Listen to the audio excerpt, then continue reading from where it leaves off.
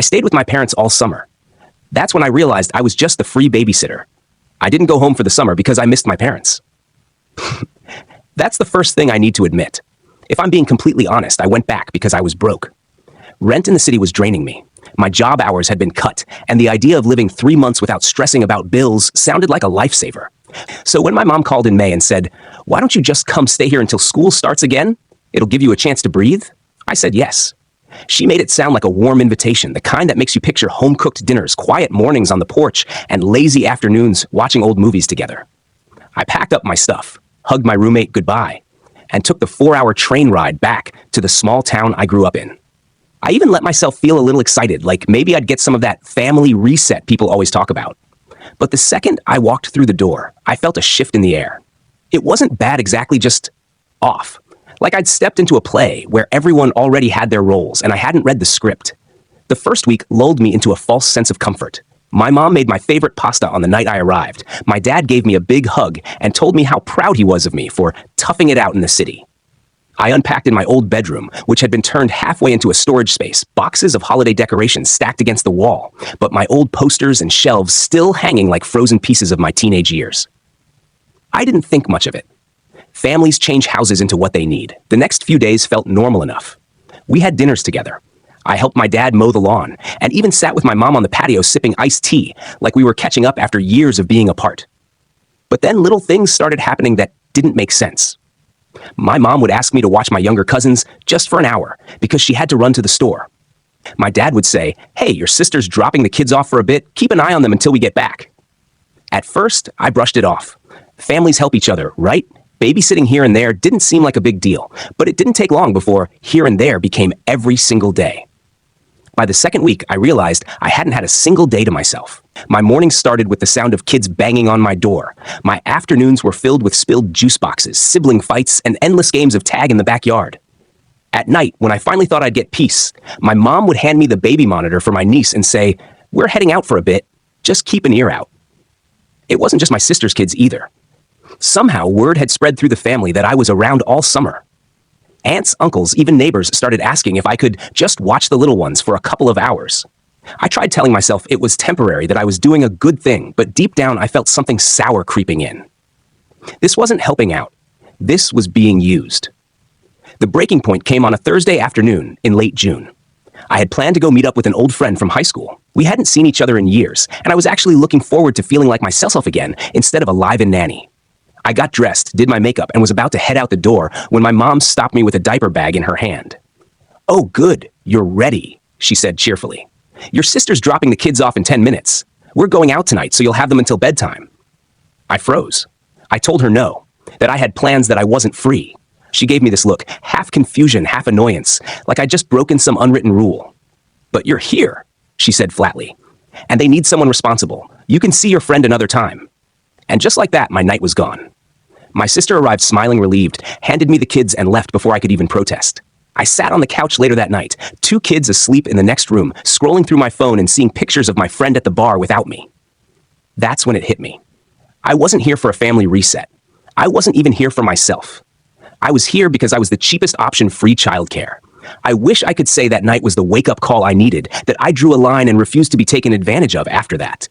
But the truth is, I didn't. I kept telling myself it would get better, that maybe it was just a busy week, that my parents didn't realize how much they were piling onto me. That's what you do with family, right? You give them the benefit of the doubt, even when your gut is screaming that something's wrong. The next morning, my mom was already planning her day like nothing had happened, rattling off errands she had to run and casually slipping in. "Oh, and your aunt's dropping off the twins around too, so don't make any plans." I remember standing in the kitchen, holding my coffee, and feeling this knot form in my chest. It wasn't even anger yet. It was something heavier. The realization that this was my summer now. Not relaxation. Not catching up on sleep or reading books or seeing old friends. Just kids. Endless kids. It's not that I don't like kids. I do. I love my niece and nephew, and my cousins are sweet in their own ways. But loving them and being forced to raise them are 2 very different things. By the 3rd week, my days looked identical. I'd wake up to a screaming toddler outside my door, stumble into the kitchen to make cereal for 3 different kids who all wanted different kinds, and then spend the rest of the day breaking up fights, cleaning up spills, and listening to Baby Shark on repeat until my brain felt like mush. My parents would come home around dinner, sometimes smiling, sometimes too tired to even ask how the day went. And I'd sit there with this fake smile plastered on my face, nodding while they told me how much they appreciated my help. But appreciation without action is nothing. They never once asked me if I was okay with it, never once offered to give me a break. And slowly resentment started to creep in. I didn't recognize it at first. It showed up as sighs. I didn't mean to let out, as the way my hands shook when I tried to text my friends, but ended up canceling plans again, as the nights I lay in bed staring at the ceiling, wondering if my parents had planned this from the start. The part that stung the most was how invisible I felt. One night, after another exhausting day of babysitting, I overheard my mom on the phone with my sister. She was laughing, saying something like, "Oh, don't worry, she's here all summer. You can drop them off anytime. It's actually been really nice having the house to ourselves." I froze in the hallway, my heart pounding so hard I thought she'd hear it. The house to themselves. That's what I was giving them. Freedom. Independence. Nights out, afternoons to nap, mornings without chaos. And I wasn't part of it. I was the one absorbing the chaos so they could live peacefully. That was the first time I really cried. Not the quiet frustration tears I'd shed in the shower, but full-on sobbing into my pillow until my chest hurt. Because it hit me, I wasn't just being used. I was being erased. I tried to bring it up gently at first. One evening after I'd put the kids to bed, I sat down with my mom while she scrolled through her phone. I told her I was feeling overwhelmed, that I didn't mind helping sometimes, but it was becoming too much. She didn't even look up. She just said, "You're so good with them, though. And it's not like you're working right now. We'd all be lost without you." I wanted to scream. That wasn't an answer. That was a dismissal wrapped in flattery. I felt small, like The breaking point came on a Saturday in mid-July, the kind of day that should have been perfect for me. One of my closest friends from college was in town for the weekend, and we'd planned for weeks to spend the afternoon together. Lunch, catching up, maybe even going to see a movie. It was the one bright spot I'd been clinging to through all the endless babysitting shifts. That morning, I got up early, showered, and actually felt excited for the first time in weeks. I was halfway through doing my hair when my mom knocked on the door. He didn't even wait for me to answer before walking in. "Your brother's dropping off the kids in an hour," he said, like it was the most normal thing in the world. My stomach dropped. I told him no, that I had plans, that this was important to me. But he just stood there, arms crossed, eyebrows raised, like I was being dramatic. "Well, change your plans," he said. "Your brother needs you, and family comes first." I don't know what snapped inside me, but I couldn't swallow it this time. I told him I wasn't going to cancel, that I was sick of being treated like the family nanny, that this was my summer too. My voice cracked as I said it, partly from anger, partly from months of swallowing everything down. My mom's face changed. First shock, then something sharper. He told me I was being selfish, that I should be grateful they even let me stay there rent-free, that this was my way of contributing. The words hit me like a slap. Rent-free. Contribution. So that's what this was. Not kindness, not support, not a chance to breathe. It was a transaction I hadn't agreed to.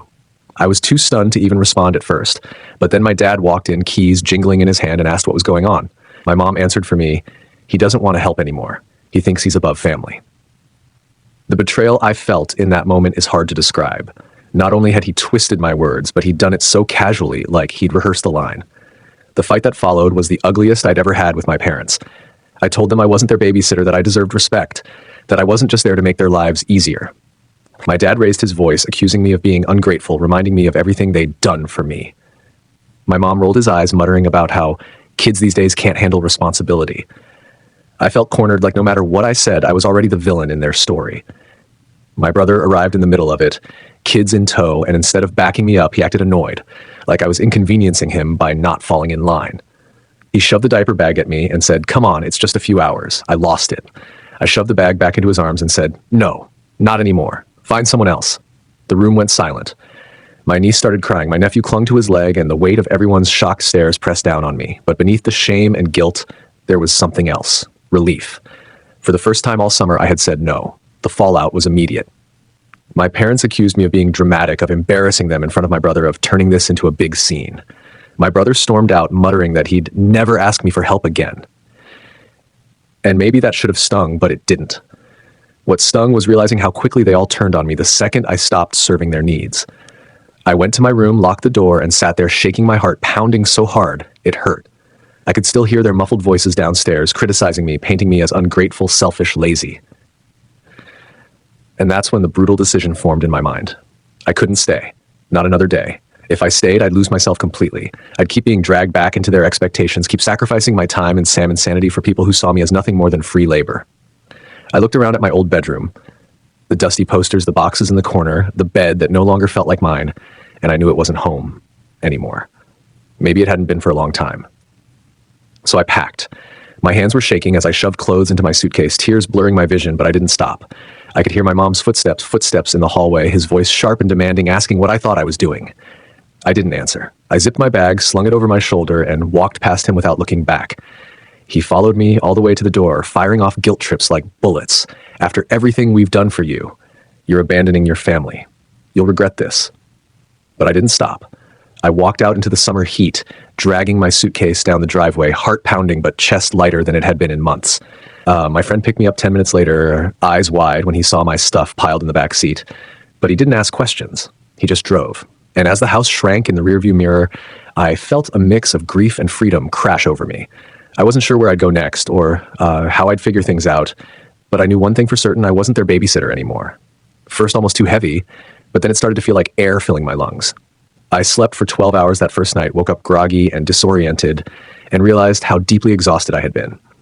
My phone buzzed constantly with messages from my mom and brother, long paragraphs filled with guilt, anger, and half-hearted attempts at reconciliation. My dad sent shorter ones, colder, accusing me of being disrespectful, of making them look bad in front of the family. I didn't respond. I couldn't. Every time I read their words, I felt the old shame clawing at me, trying to pull me back. But sitting there on my friend's couch, wrapped in a blanket that smelled like his laundry detergent instead of home, I realized I had a choice. I could stay free. I started piecing myself back together slowly. I found a short-term job at a cafe downtown, nothing glamorous, but enough to keep me afloat. I applied for sublets online, messaged old classmates about spare rooms, and began rebuilding a life that wasn't anchored to my parents' ex-parents' expectations. It wasn't easy. Money was tight, and there were nights when I lay awake worrying about bills, wondering if I'd made a mistake. But even in the struggle, there was a strange peace, because the time was mine. My mornings were mine, my evenings were mine. I didn't owe anyone my energy simply because I existed under their roof. When I compared the exhaustion of those weeks babysitting to the exhaustion of working a cafe shift, I realized how different they felt. One drained me because it was forced, demanded, taken without gratitude. The other drained me because I was choosing it, and that made all the difference. My parents didn't take my leaving well. They spread their version of the story through the family, painting me as ungrateful, selfish, the kid who can't handle responsibility. A few relatives reached out to scold me, parroting the same lines I'd already heard 100 times. But to my surprise, others quietly messaged me words of support. An aunt admitted he'd noticed how much I was being used but hadn't known how to step in. A cousin said he admired me for finally saying no. It struck me how often families build these silent contracts, unspoken rules that one person must sacrifice so everyone else can stay comfortable. And it struck me harder that breaking those contracts makes you the villain no matter how unfair the setup was to begin with. I started realizing it wasn't about me being selfish. It was about me refusing to play a role they'd written for me without asking. As summer wound down and September crept closer, I found myself thinking about home less and less. The word home didn't feel tied to that house anymore. Home became the coffee shop where I worked morning shifts, the apartment I finally managed to sublet with 2 other guys, the late-night walks I took by myself with headphones in, knowing nobody was waiting to hand me a diaper bag or ask me to sacrifice my plans. I grieved the loss of what I thought my parents' house would be that summer, a place of comfort, nostalgia, reconnection. Instead, it had become the place where I learned one of the hardest truths of adulthood. Sometimes the people who raised you will see you not as a person, but as a resource. And if you let them, they'll keep taking until there's nothing left of you. Now, months later, I still haven't fully reconciled with my parents. We talk occasionally, surface level